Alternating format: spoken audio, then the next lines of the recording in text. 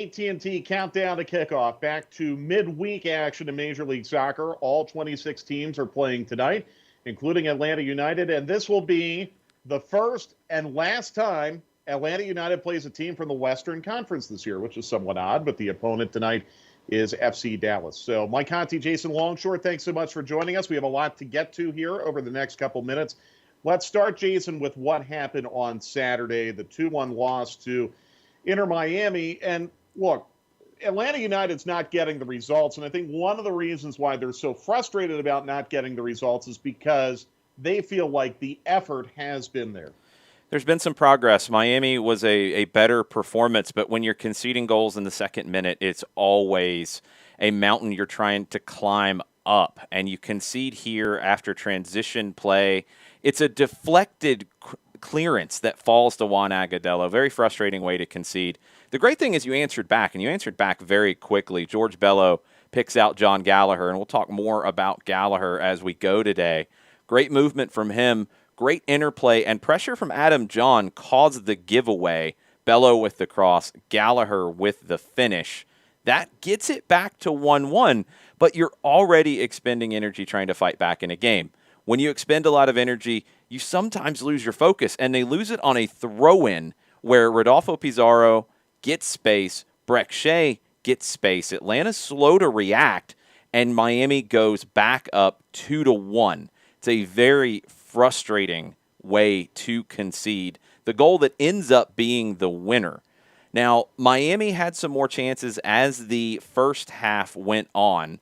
It looked like they had went up 3-1, but VAR intervened. You take a look at it. It was clearly offside. Not much to really be surprised about there when we had a chance to look. Didn't take too long for Jair Marufo to have a glance at it, decide it was offside. It's back to 2-1 going into the second half. Now, Atlanta had opportunities in the second half. The best one was Franco Escobar getting forward down the right. A cross from Brooks Lennon that Cubo Torres meets well, forces a big save out of Luis Robles as he's trending to one side. He has to reach back, make the save. That keeps it 2-1, and you lose on a goal conceded from a throw-in. It's very frustrating because the overall level of play does not match the result that you walk out of there with. Yeah, but you've got to stop conceding goals off restarts. That's something that Stephen Glass and Carlos Bocanegra have both been preaching this week, and that's really the big thing for me that I want to see tonight, because these are correctable mistakes. Now, you mentioned Cubo Torres. He's part of the injury report tonight. Cubo is out for most of the rest of the year with a knee sprain. That is another bad break for Atlanta United in a season where they have had many bad breaks. So perhaps after scoring his first career MLS goal on Saturday, perhaps John Gallagher becomes a little more important now playing up top for Atlanta United. Yeah, John Gallagher becomes vital playing up top. And we're going to take a look back at the goal that he scored on Saturday and zero in on what Gallagher does. First, you get a good glance here at the goal. It's a great finish with the left foot. We look at this a second time, and you see his movement. It starts with the pressure from John. Gallagher drifts inside. He engages with Nicolas Figal, the right back. But as soon as Figal is dragged outside by the run of George Bello, Gallagher drifts into the pocket of space between the right back and the center back. You can see it really clearly here. The first touch, not the cleanest. It pops up for him just a little bit, but then he strikes it so well with the left foot, takes full advantage of the opportunity. It's a great goal from Gallagher. Now, we also know that even if he is up top, he can drift out wide, and he can combine, and he can pick out a pass. John Gallagher is not just a traditional number 9. We've seen him play out wide so much. You know he can move out there.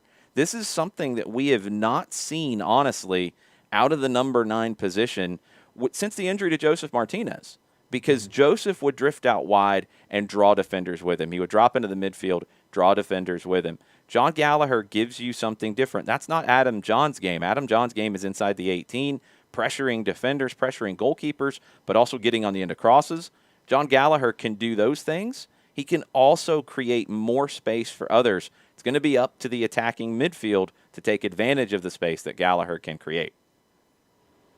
Okay, for FC Dallas, a team that has won 3 on the trot coming into tonight, they've had a very up and down season.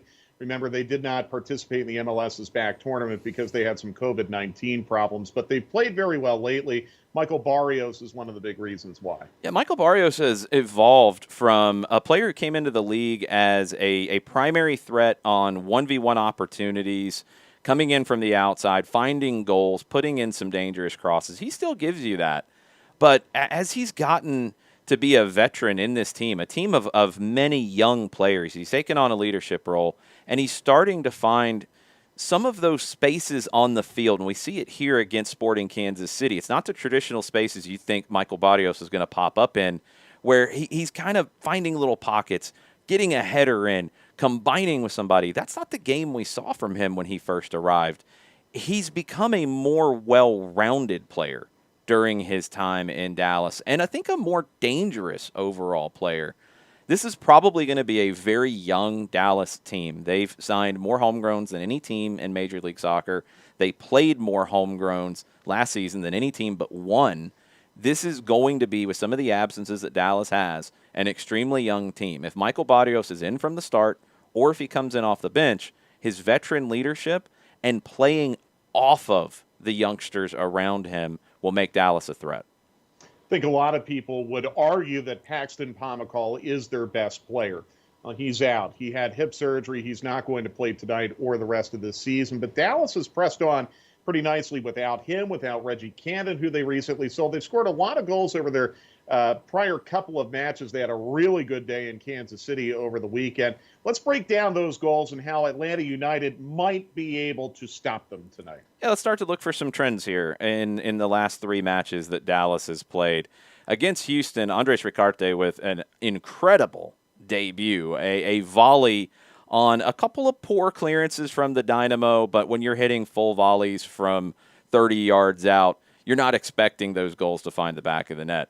Dallas, though, and you saw it on the first one, you see it here on the second, they make it difficult for defenders to clear the ball, to get out of their zone effectively. They put you under pressure, and they create mistakes, and they punish you for the mistakes. This has always been a team that can get out wide. Barrios is a big part of that. Mosquera is a big part of that. They can also come inside and combine. This is also a team that's dangerous on set pieces. We've seen, and in this highlight reel, you see goals from set pieces. You see goals in transition moments. 2 things that Atlanta has had problems with this season. Dallas will look to exploit those. Against Kansas City, it's a beautiful cross from John Nelson from the left side, cutting back to the right foot. Diving header from Franco Jara, who has become their leading scorer. Joined them in the middle of the season, has become very dangerous up top. The second one that he scored on the other side of halftime, little bit of just a loose ball in the 18, but it's off a set piece again. He stays with it. He finds the answer. And as you've seen a couple of times in this reel, pressure, causing turnovers, causing mistakes, causing goals for Dallas. Atlanta has to be very, very careful with how they defend those set pieces. That has been a problem. They know Dallas is strong in that coming in. They also have to be careful with the turnovers in their own half, which will happen because you're going to build out of your back.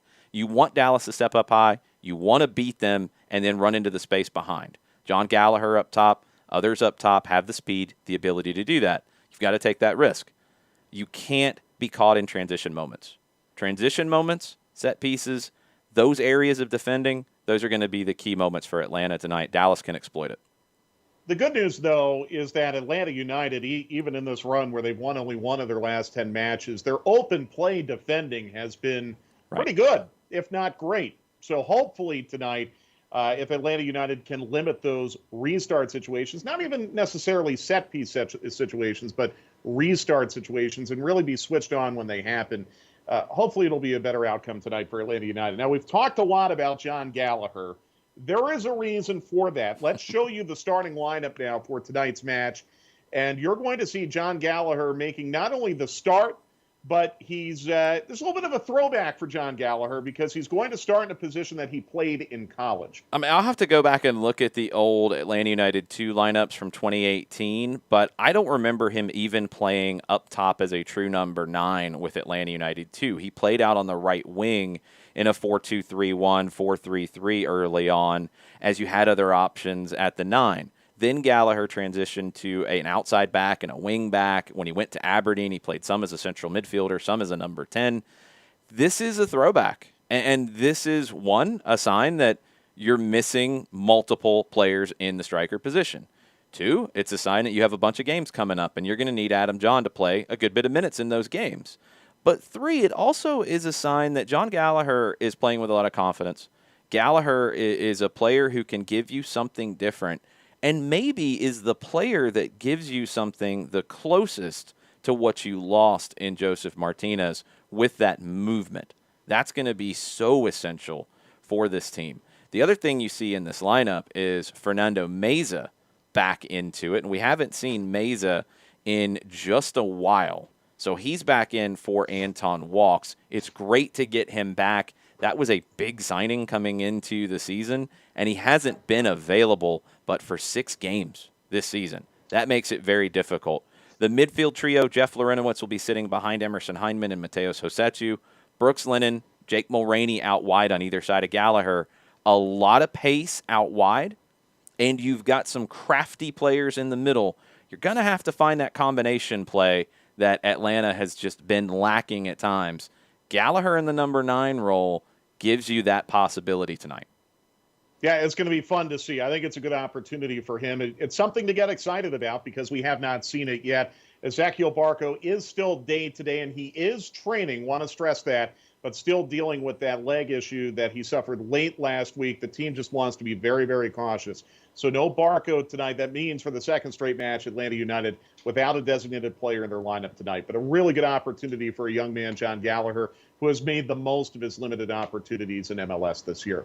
Okay, that'll do it for the AT&T Countdown to Kickoff. We'll be on at 6:30 on Sports Radio 92.9 The Game. And remember, we're back with you Sunday for another edition of the AT&T Countdown to Kickoff as we will go for the Atlanta brace. Falcons against Chicago in the afternoon. Atlanta United against Chicago in the evening. Hopefully we go 2 for 2. But let's try to get 3 points tonight. And thanks for joining us on the AT&T Countdown to Kickoff.